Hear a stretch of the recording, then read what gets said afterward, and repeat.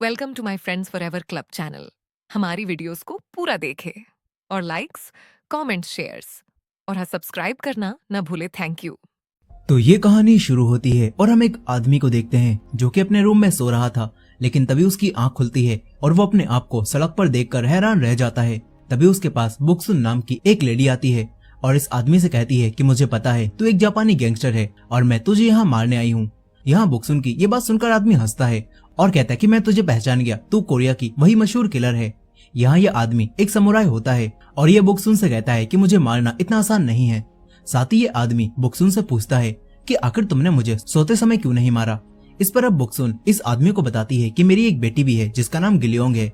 फिर कहानी कुछ समय पीछे जाती है जहाँ बुक्सुन जब अपनी बेटी गिलियोंग के साथ न्यूज देख रही थी तो तब इन्हें पता चलता है कि प्रेसिडेंट के बेटे ने कॉलेज में इल्लीगल तरीके से एडमिशन लिया है और इसी वजह से पुलिस अब उसे कस्टडी में ले रही है। ये न्यूज देखकर बुक्सुन गिलियोंग से कहती है कि आखिर ये लोग ऐसा क्यों कर रहे हैं। उनके पेरेंट्स भी तो चाहते होंगे कि उनके बच्चे एक अच्छे कॉलेज में पढ़ाई करें, तो शायद इसीलिए उन्होंने ये किया होगा। लेकिन गिलियोंग अपनी मॉम से बोलती है कि हमें गलत तरीके से कुछ भी नहीं करना चाहिए, हमें हमेशा दूसरों का मुकाबला कायदों से करना चाहिए।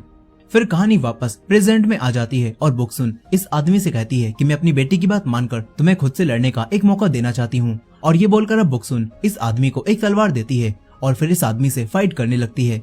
यहाँ ये आदमी भी समुराई होने की वजह से बुक्सुन पर काफी ज्यादा भारी पड़ता है और ये आदमी कहता है कि मान गए, दुनिया में बहुत कम लोग हैं जो कि इतने लंबे समय तक मेरे सामने टिक पाए हैं। यहाँ अब लड़ते लड़ते बुक्सुन ये इमेजिन करती है कि अगर वो इस आदमी से ऐसे ही लड़ती रही तो वो तो मारी जाएगी। इसीलिए बुक्सुन कायदों को एक तरफ हटाती है और अपनी कार से एक गन निकाल कर लाती है और इस आदमी को गन से शूट करके मार देती है। फिर बुक्सुन एक नॉर्मल इंसान की तरह शॉपिंग करती है और बुक्सुन को मर्डर करने का जरा भी अफसोस नहीं था, जिससे पता चलता है कि ये तो उसका रोज का काम है। इसके बाद बुक्सुन अपने घर आती है। तभी उसे अपनी बेटी के कपड़ों में एक सिगरेट की डब्बी मिलती है जो देखकर बुक्सुन समझ जाती है कि गिलियोंग अब स्मोक करने लगी है। यहाँ बुक्सुन को अपनी पुरानी बातें भी याद आती हैं, जहाँ जब उसके डैड ने उसे स्मोक करते हुए पकड़ा था तो उसे काफी पीटा था और फिर एक सिगरेट भी खिला दी थी। यह अब तभी गिलियोंग भी घर आ जाती है। बुक्सुन सोचती है कि अगर वो अपनी बेटी से कहेगी कि स्मोक मत करो तो उसकी बेटी रिप्लाई में कहेगी कि आप खुद जो काम करती हो तो वो दूसरों को करने से मना कैसे कर सकती हो। ये सोचकर अब बुक्सुन अपनी बेटी से फ्रेंडली होकर बात करती है और कहती है कि तुम स्मोक करने लगी हो, चलो साथ में स्मोक करते हैं। लेकिन तभी गिलियोंग अपनी मॉम से कहती है कि ज्यादा फ्रेंडली होने की कोशिश मत करो। ये बोलकर वो रूम में चली जाती है। बुक्सुन को काफी गुस्सा आता है और वो अपनी बेटी के पीछे जाती है। तभी गिलियोंग कहती है कि मैं आज के बाद स्मोक नहीं करूंगी। इसके बाद अगले दिन बुक्सुन अपनी बेटी की दोस्तों की माओ से मिलती है। यहाँ सभी लोग बुक्सुन से पूछती हैं कि आप अपनी बेटी के साथ वेकेशंस पर कहाँ गई थी। इस पर बुक्सुन कहती है कि मैं गिलियोंग को लेकर कहीं भी नहीं जा पाई क्योंकि मैं अपनी बिजनेस ट्रिप पर गई हुई थी। लेकिन असल में तो बुक्सुन लोगों को मारने के अपने काम पर गई हुई थी। यहाँ अब बुक्सुन सबको बताती है कि मैं एक इवेंट कंपनी में काम करती हूँ। इसके बाद हम मिनक्यू नाम के एक आदमी को देखते हैं जो कि न्यूज देख रहा था, जिसके अंदर उसी आदमी के मर्डर के बारे में बताया जा रहा था जिसे बुक्सुन ने मारा था। यहाँ मिनक्यू ये देखकर काफी खुश होता है कि बुक्सुन ने इस आदमी को इस तरह मारा है जिससे पुलिस को भी उस पर शक नहीं होगा। यहाँ मिनक्यू की छोटी बहन मिनही भी ये देख रही होती है और वो अपने भाई से कहती है कि आप बुक्सुन को हमेशा इतनी प्रायोरिटी क्यों देते हो। इनकी बातों से हमें पता चल जाता है कि बुक्सुन इन्हीं की कंपनी के लिए काम करती है और ये लोग कॉन्ट्रैक्ट लेकर लोगों को मारते हैं।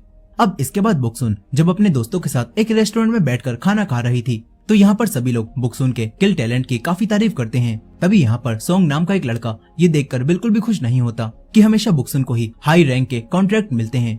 यहाँ बुक्सुन सभी लोगों को बताती है कि मैं अगर उस समुराई के साथ नियमों से लड़ती तो मैं तो हार जाती, इसीलिए मैंने नियम तोड़े और उसे मार दिया। लेकिन अब तभी सोंग बुक्सुन से कहता है कि आखिर तुम्हारी कंपनी एमके ने हमारे जैसे छोटे कॉन्ट्रैक्ट किलर की कंपनी के लिए ये रूल्स क्यों बनाए हैं। फिर हमें पास्ट का एक सीन दिखाया जाता है जहाँ मिनक्यू जो कि एमके कंपनी का मालिक होता है वो अपनी ही जैसी और कॉन्ट्रैक्ट किलर कंपनी से बात करता है और कहता है कि आजकल काफी सारे लोग बिना कंपनी के ही लोगों को मार रहे हैं और वो थोड़े से पैसों के लिए ही बच्चों को भी मार देते हैं। इससे हमारी जैसी बड़ी बड़ी कंपनियों का नाम बदनाम होता है, इसीलिए अब हमें रूल से काम करना होगा। यहाँ मिनक्यू कुछ रूल्स बनाता है और कहता है कि सबसे पहला रूल ये है कि हम लोग किसी भी बच्चे को नहीं मारेंगे। दूसरा रूल ये है कि हम सिर्फ अपनी कंपनी के कॉन्ट्रैक्ट को ही पूरा करेंगे और बिना कॉन्ट्रैक्ट के कोई किलिंग नहीं करेंगे। और तीसरा रूल ये है कि हम अपने कॉन्ट्रैक्ट को पूरा करने की पूरी कोशिश करेंगे। यहाँ ये सभी लोग मिनक्यू के रूल्स को मानने के लिए तैयार हो जाते हैं। फिर यहाँ प्रेजेंट में सोंग अब बुक्सुन से कहता है कि एमके कंपनी आखिर तुम्हें क्यों ऊंची रैंक के काम देती है और हमें हमेशा ही छोटे काम करने पड़ते हैं। इस पर बुक्सुन सोंग से कहती है कि हम लोगों को हमारी काबिलियत के हिसाब से ही कॉन्ट्रैक्ट मिलते हैं, और अगर तुम इतने काबिल हो तो मुझे खून लगा चाकू क्यों नहीं भेज देते, जिससे पता चल जाएगा कि कौन कितना काबिल है। इतना बोलकर बुक्सुन यहाँ से चली जाती है।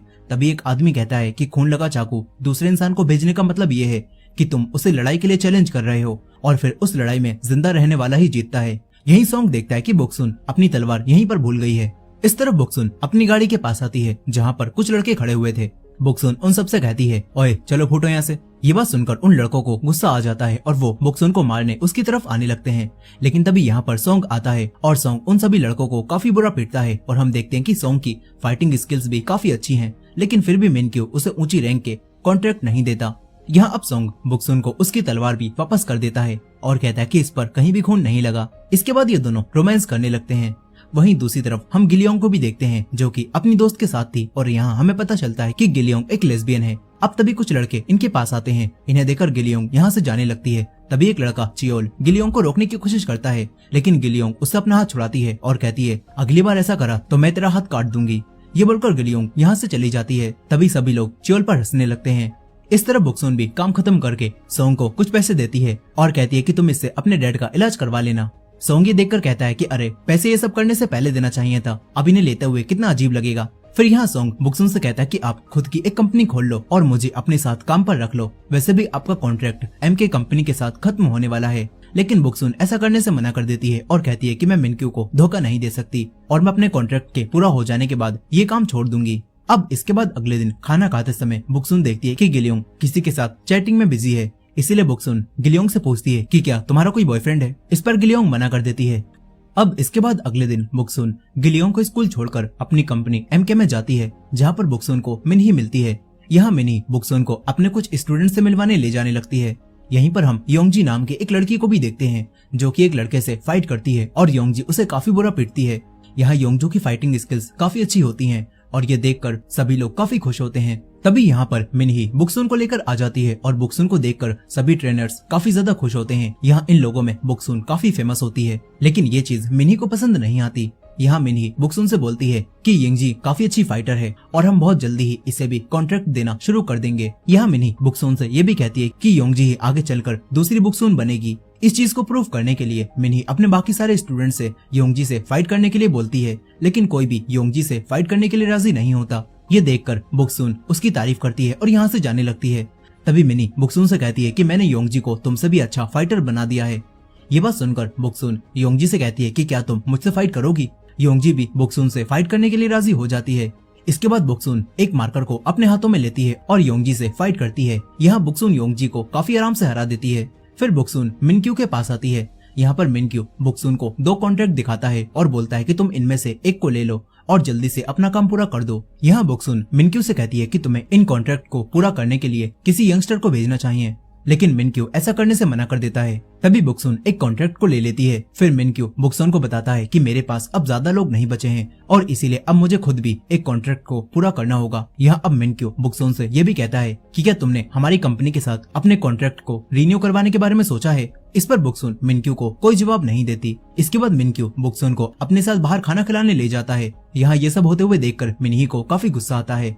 यही रेस्टोरेंट में अब बुक्सुन मिनक्यू को बताती है कि मेरी बेटी आजकल मुझसे ज्यादा बात नहीं करती और वो हमेशा ही मुझसे रूडली बात करती है, जो कि मुझे बिल्कुल भी अच्छा नहीं लगता। यहाँ बुक्सुन अपने उसी कॉन्ट्रैक्ट को भी देखती है और उसके अंदर उसे एक लड़के की फोटो मिलती है। मिनक्यू बुक्सुन से बोलता है कि तुम्हें इस लड़की को इस तरह मारना होगा जिससे सभी लोगों को इसकी मौत एक सुसाइड लगे। यहाँ ये लोग ये बात कर ही रहे थे कि तभी बुक्सुन को पता चलता है कि स्कूल में गिलियोंग ने किसी के सीजर मार दिए और ये बात सुनकर बुक्सुन तुरंत यहाँ से जाने लगती है। तभी मिनक्यू बुक्सुन से कहता है कि तुम्हारी बेटी भी बिल्कुल तुम पर ही गई हुई है, उसके अंदर भी तुम्हारी ही तरह ही लोगों को मारने का जज्बा है। ये सुनकर बुक्सुन को काफी गुस्सा आ जाता है और वो मिनक्यू से कहती है कि अगर आज के बाद तुमने ऐसा कहा तो तुम्हारे लिए बिल्कुल भी अच्छा नहीं होगा। इतना बोलकर बुक्सुन गिलियोंग के स्कूल में आ जाती है।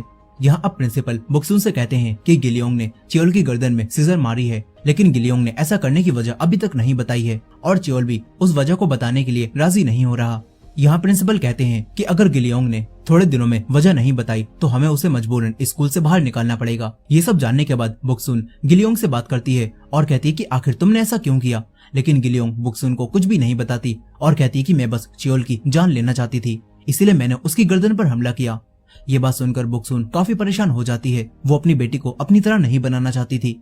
बुक्सुन ये सारी बातें सॉन्ग को बताती है और कहती है कि मैंने तो बचपन में ही मर्डर करना शुरू कर दिए थे, लेकिन मैं अपनी बेटी को अपनी तरह नहीं बनाना चाहती, मगर वो फिर भी मेरी तरह हरकतें करने लगी है। इस सब से मैं काफी परेशान हूँ। यह अब सॉन्ग भी बुक्सुन से कहता है कि तुम मिनक्यू को बता दो कि तुम अपनी बेटी की वजह से ही अब ये काम नहीं कर पाओगी, और हो सकता है कि मिनक्यू ये बात सुनकर तुम्हें तुम्हारा काम छोड़ने दे। लेकिन बुक्सुन सॉन्ग से कहती है कि मैंने मिनक्यू से प्रॉमिस किया था कि हमारे काम के बीच में मेरी बेटी कभी भी नहीं आएगी, इसी वजह से मैं ये काम नहीं छोड़ सकती। यहाँ बुक्सुन को ऐसा लगता है कि वो एक अच्छी माँ नहीं है, लेकिन सॉन्ग बुक्सुन को हौसला देता है और कहता है कि तुम एक अच्छी माँ हो, तभी तो तुम अपनी बेटी के बारे में हमेशा सोचती रहती हो। इस तरफ मिनक्यू और मिनही दोनों एक मीटिंग में जाते हैं और दूसरी कंपनी के लोगों को बताते हैं कि कोई किलर आजकल छुपकर बिना कॉन्ट्रैक्ट के ही लोगों को मार रहा है, और वो किस कंपनी का किलर है अभी तक हमें ये बात पता नहीं चली है। यहाँ मिनक्यू इन सबसे बोलता है कि अगर वो किलर कौन है ये हमें पता चल जाए तो चाहे वो किसी भी कंपनी का क्यों ना हो, लेकिन उसे सजा मैं ही दूंगा। ये बात सुनकर एक आदमी मिनक्यू से कहता है कि अगर वो किलर जो कि लोगों को बिना कॉन्ट्रैक्ट के ही मार रहा है, अगर वो आपकी ही कंपनी का हुआ तो आप क्या करोगे। ये सुनकर मिनक्यू को गुस्सा आ जाता है और वो उस आदमी से पूछता है कि क्या मेरी गलती पर तुम मुझे मारोगे। इस पर वो आदमी अपनी जेब से चाकू निकालता है, लेकिन मिनक्यू को इतना गुस्से में देखकर वो आदमी हंसने लगता है और कहता है कि मैं तो बस मजाक कर रहा था। इस तरह बुक्सुन भी गिलियोंग से पूछती है कि क्या सच में तुम चियोल की जान लेना चाहती थी। इस पर गिलियोंग बुक्सुन को ज्यादा कुछ नहीं बताती और उससे गुस्सा होकर यहाँ से चली जाती है। अब तभी मिनक्यू भी बुक्सुन को फोन करता है और उससे पूछता है कि अब गिलियोंग कैसी है। इस पर बुक्सुन उसे बताती है कि मुझे अभी तक ये बात पता नहीं चली कि उसने ये सब क्यों करा था। ये बोलकर बुक्सुन काफी उदास हो जाती है। तभी मिनक्यू उसे हौसला देता है और कहता है कि एक दिन तुम्हारी बेटी तुम्हें समझने लगेगी और वो तुमसे बात भी करेगी, बस तुम्हें थोड़ा इंतजार करना होगा। इसके बाद मिनक्यू के कहने पर बुक्सुन उसी लड़के को मारने जाने लगती है जिसका कॉन्ट्रैक्ट उसे मिला था, और साथ ही मिनक्यू इस मिशन पर योंगजी को भी बुक्सुन के साथ भेजता है। यहाँ योंगजी बुक्सुन को कुछ सामान और एक सुसाइड नोट देती है जो कि उसी लड़के की हैंडराइटिंग में लिखा गया था, ताकि जब पुलिस इस नोट को देखे तो सभी को लगे कि इसका मर्डर नहीं हुआ है बल्कि इसने सुसाइड किया है। यहाँ बुक्सुन उस नोट को नहीं पढ़ती ताकि उसे इस लड़के की लाइफ के बारे में कुछ भी पता ना चले और उसके काम के बीच में कोई भी बाधा ना आए। इसके बाद बुक्सुन अपने प्लान के हिसाब से इस लड़के के रूम में बेहोशी की गैस छोड़ती है और इस लड़के को बेहोश कर देती है। फिर बुक्सुन उस लड़के के रूम में सुसाइड नोट रखती है और उसकी नस काटने लगती है, लेकिन तभी बुक्सुन इस लड़के को ध्यान से देखती है और साथ ही उसे यहाँ पर एक फैमिली फोटो भी मिलती है और बुक्सुन को ये बात पता चल जाती है कि ये तो उसी मिनिस्टर का बेटा है जिसकी खबर उस दिन न्यूज पर दिखाई जा रही थी और इसी ने अपने बाप की मदद से कॉलेज में इलीगल तरीके से एडमिशन लिया था। यह अब बुक्सुन इस लड़के का सुसाइड नोट पढ़ती है जिसमें लिखा होता है कि मेरे डैड निर्दोष हैं और मेरे पिता की इस सब में कोई भी गलती नहीं है। ये नोट पढ़कर बुक्सुन समझ जाती है कि इसके डैड ने इलीगल तरीके से इसको पहले एडमिशन दिलवाया था और अब जब उनकी इमेज खराब हो रही है तो वो अपने बेटे को मरवाकर इस तरह से अपनी इमेज क्लीन करवाना चाहते हैं। यहाँ बुक्सुन ये सब देख ही रही थी कि तभी उसके पास उसकी बेटी गिलियोंग का फोन आता है और गिलियोंग बुक्सुन से माफी मांगती है, जो सुनकर बुक्सुन को काफी अच्छा लगता है। वहीं दूसरी तरफ हम मिनक्यू को भी देखते हैं जो कि अब रशिया में आकर एक बार में आता है और एक आदमी के यहाँ पर आने का इंतजार करने लगता है जिससे कि उसे मारने का कॉन्ट्रैक्ट मिला है। यहीं अब तभी बुक्सुन भी मिनक्यू को कॉल करती है और उससे कहती है कि मैं उस लड़के को नहीं मार पाई क्योंकि वो लड़का जाग गया था, इस सब में मेरी ही गलती है और मैं इस बार अपने मिशन में फेल हो गई हूँ। यहाँ मिनक्यू ये बात सुनकर समझ जाता है कि बुक्सुन उससे झूठ बोल रही है और जरूर बुक्सुन ने सुसाइड नोट पढ़ लिया है। यहाँ मिनक्यू बुक्सुन से कहता है कि अगर तुम इस मिशन में फेल हो गई हो तो तुमने अब नियम तोड़ा है और तुम्हें इसकी सजा मिलेगी। इतना बोलकर मिनक्यू अब उस इंसान पर भी हमला कर देता है जिसे मारने के लिए वो यहाँ पर आया था। यहाँ अब काफी सारे लोग मिनक्यू पर भी हमला करने लगते हैं, लेकिन मिनक्यू सभी को गन से शूट करता है और इन्हें मारने लगता है। यही अब तभी बुक्सुन फोन पर मिनक्यू से कहती है कि मेरा ये मिशन फेल हो जाने पर तुम यकीन करो या फिर मत करो, लेकिन अगर तुम मेरी बात को सच मानोगे तो मैं अपना कॉन्ट्रैक्ट एमके के साथ रिन्यू करवा लूंगी और आगे भी तुम्हारे साथ काम करती रहूंगी, लेकिन उसके लिए तुम्हें भी मेरा ये फेल हुआ कॉन्ट्रैक्ट किसी और को नहीं देना होगा। यहाँ हमें ये बात पता चल जाती है कि बुक्सुन इस लड़के को बचाना चाहती है। इस तरफ मिनक्यू ये सारी बातें सुन ही रहा था कि तभी काफी सारे गुंडे उसे घेरने लगते हैं, लेकिन मिनक्यू इन सभी पर अटैक करता है और इन्हें मारने लगता है। इसके बाद मिनक्यू अपना काम खत्म करता है और फिर योंगजी से भी बात करता है और उससे पूछता है कि क्या बुक्सुन सच में अपने काम में फेल हो गई। यहाँ योंगजी भी मिनक्यू से झूठ बोल देती है और कहती है कि हाँ, मैंने ही गैस भरने में गलती कर दी थी और इसी वजह से वो लड़का जाग गया और बुक्सुन उसे नहीं मार पाई। यहाँ ये सुनने के बाद मिनक्यू बुक्सुन से बात करता है और कहता है कि ठीक है, लेकिन मेरी भी एक शर्त है और वो शर्त ये है कि अब तुम्हारा कॉन्ट्रैक्ट कब खत्म होगा ये डिसाइड एमके कंपनी करेगी। इसके बाद बुक्सुन अपने घर आती है और देखती है कि गिलियोंग अपने रूम में सो रही है, लेकिन अब जैसे ही बुक्सुन यहाँ से जाती है तो तभी गिलियोंग अपनी दोस्त सोरा को मैसेज करने लगती है और काफी रोने लगती है। यहाँ हमें पता चलता है कि जब से स्कूल में गिलियोंग ने वो हादसा किया है तभी से सोरा उसके मैसेज को सीन नहीं कर रही। और सोरा उससे बात भी नहीं कर रही। वहीं दूसरी तरफ मिनही को भी ये बात पता चल जाती है कि बुक्सुन अपने काम में फेल हो गई है और ये बात जानकर मिनही ये कॉन्ट्रैक्ट किसी और को देने के लिए बोलती है, लेकिन मिनक्यू ऐसा करने से मना करता है क्योंकि उसने बुक्सुन की शर्त मान ली थी। लेकिन मिनही मिनक्यू से कहती है कि ये तो एक ऊंची रैंक का कॉन्ट्रैक्ट था और अगर हम लोग इसे पूरा नहीं करेंगे तो हमारी कंपनी एमके की काफी बदनामी हो जाएगी। साथ ही मिनही यहाँ पर ये बात भी समझ जाती है कि बुक्सुन ने ही इस कॉन्ट्रैक्ट को किसी और को देने से मना किया है। इसके बाद हमें पास्ट का एक सीन दिखाया जाता है जहाँ मिनक्यू बुक्सुन के डैड को मारने के लिए उसके घर पर आया था और वो बुक्सुन के डैड को इस तरह मारने वाला था ताकि ऐसा लगे कि उसके डैड ने खुद को फांसी लगाई है। लेकिन तभी यहाँ पर बुक्सुन आ जाती है और मिनक्यू उसके सर पर गन पॉइंट कर लेता है। यहाँ मिनक्यू बुक्सुन से उसकी एज पूछता है। इस पर बुक्सुन मिनक्यू को बताती है कि मैं 17 साल की हूँ। ये सुनकर मिनक्यू बुक्सुन से कहता है कि मेरी एक छोटी बहन है और इसी वजह से मैं अभी बच्चों को नहीं मार सकता। लेकिन मिनक्यू कहता है कि तुम अब एक विटनेस हो तो आखिर मैं तुम्हारे साथ क्या करूं। मिनक्यू ये बोल ही रहा था कि तभी बुक्सुन अपने डैड की चेयर पर लात मारती है और उन्हें फांसी पर लटका देती है और फिर मिनक्यू से कहती है कि अब तो तुम एक विटनेस बन गए हो तो मैं तुम्हारे साथ क्या करूं। यहाँ हमें पता चलता है कि बुक्सुन को शुरू से ही लोगों को मारने में काफी मजा आता था और ये चीज देखकर मिनक्यू काफी हैरान रह जाता है और इसी वजह से मिनक्यू बुक्सुन को अपने साथ रखने लगा था। यहाँ अब कहानी वापस प्रेजेंट में आ जाती है जहाँ मिनक्यू के कॉन्ट्रैक्ट कैंसिल करने की बात से मिनही काफी परेशान थी। तभी एक पुलिस ऑफिसर उसे एक फाइल देता है और कहता है कि हमने कुछ ऐसे लोगों की जान पहचान कर ली है जो कि बिना कॉन्ट्रैक्ट के ही लोगों का मर्डर कर रहे थे। ये जानकर मिनी उन्हीं फाइल्स को देखती है और फिर सोंग के पास आ जाती है और उससे कहती है कि मैंने अब तुम्हें पकड़ लिया है। इस तरह बुक्सुन भी न्यूज देख रही थी जिसमें वही मिनिस्टर सबको बता रहा था कि उसके बेटे पर हाल ही में किसी ने हमला करवाया था, लेकिन हमला तो असल में इसी ने करवाया था। यहाँ बुक्सुन ये देख ही रही थी कि तभी गिलियोंग उसके पास आती है और उससे कहती है कि मैं चियोल की जान नहीं लेना चाहती थी। यह अब कहानी वापस पास्ट में जाती है और हम देखते हैं कि चियोल गिलियोंग को कुछ फोटो भेजता है जिसके अंदर गिलियोंग और सोरा आपस में किस कर रही थी। यहाँ गिलियोंग चियोल से वो फोटो डिलीट करने के लिए कहती है, लेकिन चियोल गिलियोंग से कहता है कि मैं फोटो तभी डिलीट करूंगा जब तुम मुझे 1 महीने के लिए डेट करोगी और फिर 1 महीने बाद मैं तुमसे ब्रेकअप कर लूंगा ताकि तुम्हारी भी वैसे ही बेइज्जती हो जैसे कि तुमने मेरी की थी।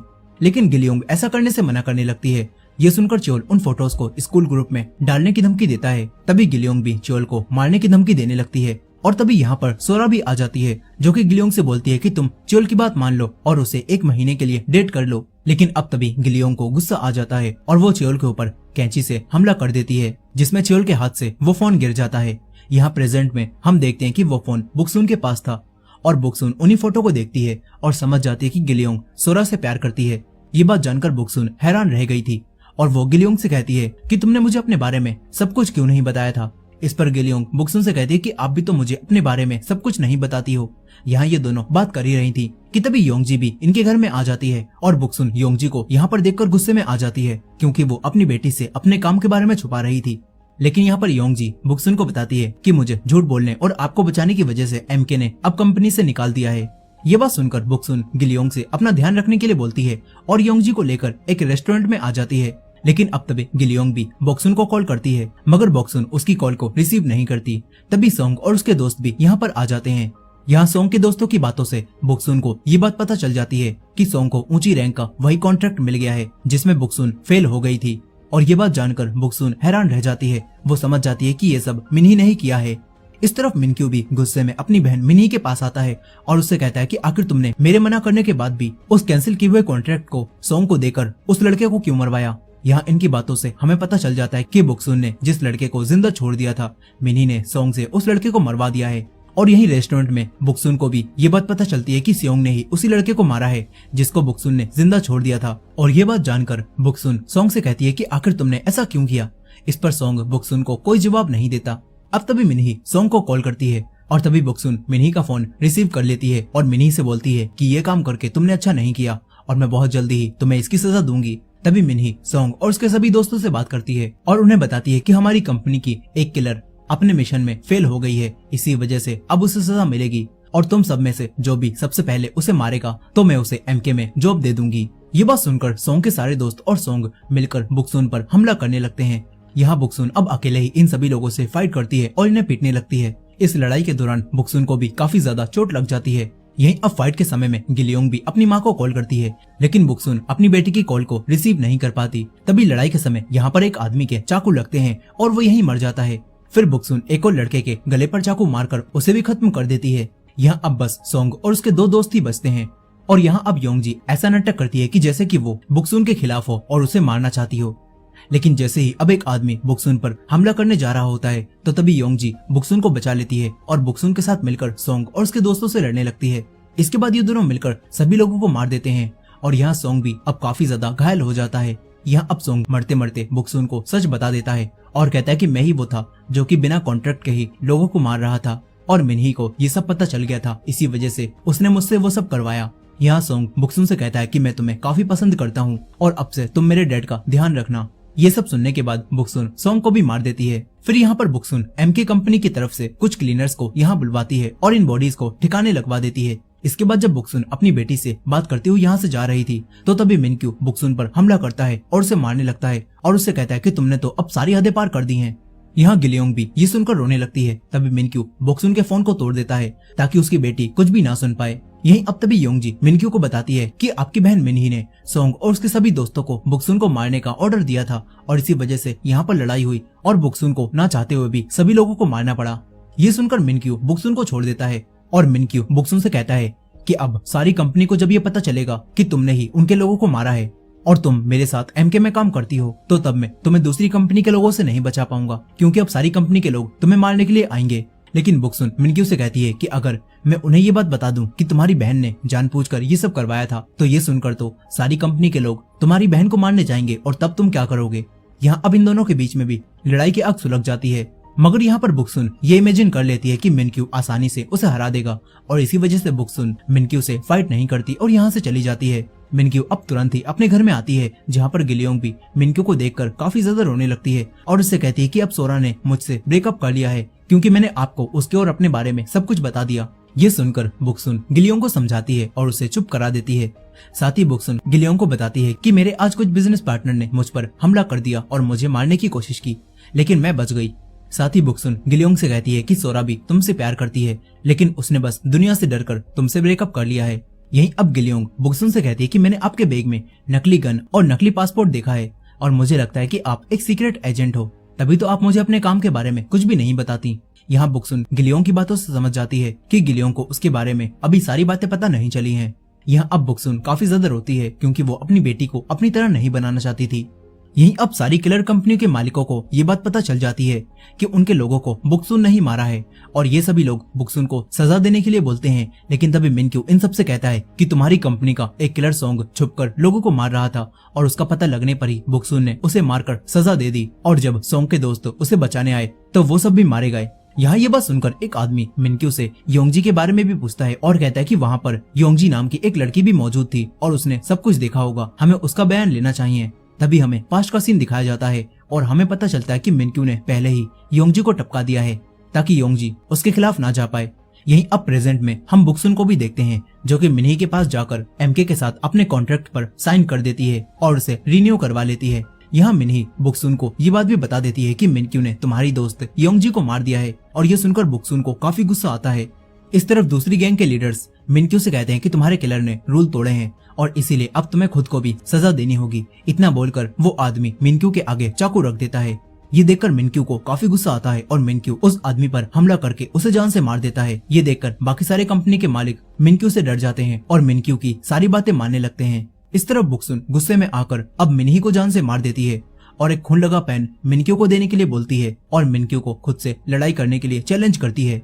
फिर सब जानने के बाद मिनक्यू बुक्सुन को फोन करता है लेकिन फोन गिलियोंग रिसीव करती है और मिनक्यू से कहती है कि मॉम अभी घर पर नहीं है। साथ ही गिलियोंग मिनक्यू से पूछती है कि क्या आप मेरी मॉम के साथ काम करते हो। इस पर मिनक्यू गिलियोंग को बताता है कि हाँ। गिलियोंग मिनक्यू से पूछती है कि मेरी मॉम काम करने में कैसी हैं। इस पर मिनक्यू गिलियोंग को बताता है कि तुम्हारी मॉम काम में काफी अच्छी हैं। यहीं अब रात के समय बुक्सुन अपनी बेटी गिलियोंग के साथ डिनर करती है और फिर इसके बाद बुक्सुन अपनी बेटी को आखिरी बार बाय बोलकर मिनक्यू के साथ फाइट करने जाने लगती है। यहाँ मिनक्यू भी बुक्सुन का काफी देर से इंतजार कर रहा था और वो भी बुक्सुन से लड़ाई करने की तैयारी करता है और अब जैसे ही बुक्सुन मिनक्यू के सामने आती है तो तभी मिनक्यू उसे शूट करने लगता है लेकिन वो जानबूझकर बुक्सुन को एक भी गोली नहीं मारता।